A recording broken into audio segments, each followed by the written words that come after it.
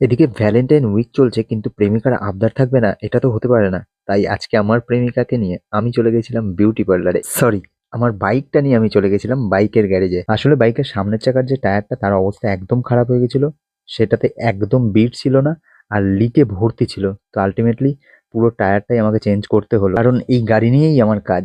সারাদিন mushroom delivery করি এই গাড়ি নিয়েই, সেটাই যদি ঠিক না থাকে তাহলে আর কাজ করব কি করে। গত এক সপ্তাহে মাশরুম বিক্রি করে যা উপার্জন হলো, আজকে এক ধাক্কায় সেই সবই বেরিয়ে গেল। কিন্তু বেরিয়ে গেলেও কিছু করার নেই, কারণ ওকে ঠিক রাখলে তবেই না আমার কাজ চলবে। কারণ আমার মাশরুম বিক্রির গল্পের এক অন্যতম প্রধান চরিত্র কিন্তু আমার এই প্রেমিকাও, মানে আমার এই বাইকটিও। আমরা দুজনেই একে অপরের পরিপূরক। আমি না থাকলে ও অচল, ও না থাকলে আমি অচল। আমাদের দুজনের মেলবন্ধনেই কিন্তু আমাদের ফ্রেশ এবং টাটকা মাশরুমগুলো পৌঁছে যায় আপনাদের রান্নাঘরে খুব সহজেই। আমাদের তরফ থেকে আপনাদের সকলকে জানাই অনেক ধন্যবাদ, ভালোবাসার কৃতজ্ঞতা।